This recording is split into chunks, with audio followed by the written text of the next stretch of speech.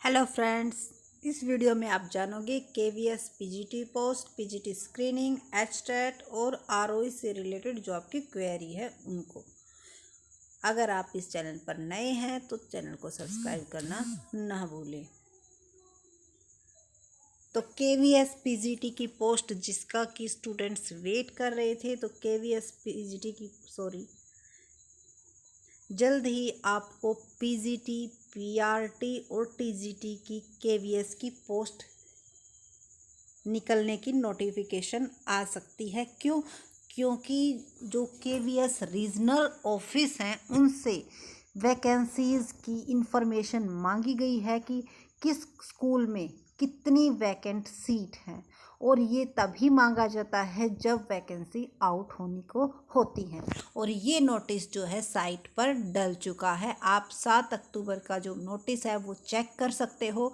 उसमें स्पष्ट लिखा है कि सभी केवीएस जो कि रीजनल ऑफिस है उनमें उस नोटिस को भेज दिया गया है, और टीजीटी, पीजीटी, पीआरटी सभी से रिलेटेड इन्फॉर्मेशन मांगी गई है कि कितनी, कहाँ पर, किस स्कूल में कितनी वैकेंट सीट्स है, यानी कि कितनी टीचर्स की रिक्वायरमेंट है। तो जल्द ही आपको टोटल जो है वैकेंट पोस्ट का जो नोटिफिकेशन है वो जल्द ही आप रिलीज़ हो जाएगा। तो इसीलिए जो अपनी तैयारी है वो रखिएगा।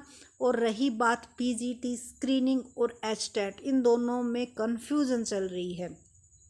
स्टूडेंट्स के मैसेज आ रहे हैं कि क्या मैम रियल में ही एचटेट इससे पहले होगा। तो देखो, ये सारा पॉलिटिक्स फंडा होता है, और गवर्नमेंट को क्या होता है, पैसे इकट्ठे करना होता है, और पैसे उन्हें ज़्यादा इकट्ठे तभी मिलेंगे जब एचटेट की वैकेंसी, एचटेट पहले करवाया जाएगा और उसके बाद पीजीटी स्क्रीनिंग को रीओपन किया जाएगा। तो 99% चांस है आपका जो एचटेट है वो पहले होगा और पीजीटी स्क्रीनिंग का जो रीओपन है वो होगा। लेकिन 1% जो हम एस्टिमेट लगा सकते हैं कि हमारा जो डिसीजन है वो रॉन्ग हो सकता है। वो किस केस में? क्योंकि जो अब सिचुएशन दिख रही है, जितनी जल्दी जो प्रोसेस चल रहा है, तो उसके अकॉर्डिंग ये कह सकते हैं कि पीजीटी स्क्रीनिंग हो जाना चाहिए, क्योंकि 2 बार इसको रीओपन किया जा चुका है। लेकिन आप अपनी तैयारी करते रहिएगा, ज़रूरी नहीं है कि रीओपन हो। अगर होता है तब भी इसकी जो है जल्द ही फिर एचटेट आपका नवंबर में करवा के जनवरी या फरवरी तक आपका पीजीटी स्क्रीनिंग ले लिया जाएगा, अगर रीओपन होता है। अगर इन केस रीओपन नहीं होता है तो फिर आपका और भी जल्दी जो स्क्रीनिंग एग्ज़ाम है वो ले लिया जाएगा।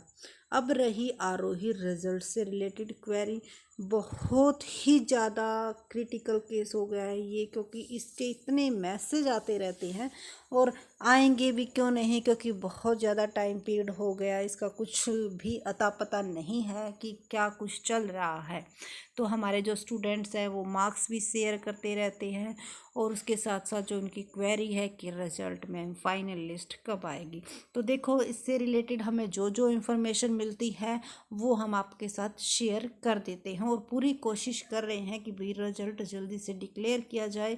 अब वो उन्हीं के हाथ में है कि भाई रिजल्ट डिक्लेयर कब किया जाएगा। लेकिन इस सिचुएशन को समझ सकते हैं कि इस सिचुएशन में जो स्टूडेंट्स हैं वो बहुत ही ज़्यादा अपसेट रहते हैं, क्योंकि इस अगर क्लियर हो जाए कि फाइनल लिस्ट ये है तो वो अपनी नेक्स्ट एग्ज़ाम की प्रिपरेशन करना स्टार्ट कर दे, और अगर हो जाता है तो द बेस्ट है। बट क्या कर सकते हैं, ये हरियाणा गवर्नमेंट है, यहाँ पर कुछ भी हो सकता है। और रही सिलेबस की बात की पीजीटी स्क्रीनिंग का सिलेबस क्या है, तो देखो, स्क्रीनिंग का सिलेबस अभी तक साइट पर मेंशन नहीं है, बट जो पिछले जो क्राइटेरिया था उससे अब की बार हाई, हमेशा ही जो लेवल है वो हाई होकर आता है। तो आप अपना जो कॉन्सेप्ट बेस्ड लर्निंग कीजिए, कॉन्सेप्ट पर फोकस कीजिए। जितना ज़्यादा स्ट्रॉन्ग आपका कॉन्सेप्ट होगा उतने ही स्कोर आपके अच्छे आएंगे, क्योंकि जो क्वेश्चन है अब डायरेक्ट नहीं पूछे जाते हैं, कॉन्सेप्ट बेस्ड क्वेश्चन ही पूछे जाते हैं। तो यही इन्फॉर्मेशन हमें आपको देनी थी कि KVS PGT की पोस्ट जो है अब जल्द ही निकलेंगी, तो अपनी तैयारी को रुकने मत दीजिएगा। और उसके साथ साथ PGT स्क्रीनिंग और HTET से रिलेटेड और आरोही तो हमें मेन मुद्दा हमारा हो ही गया है, क्योंकि हर रोज़ इसके जो है स्टूडेंट्स वेटिंग में रहते हैं।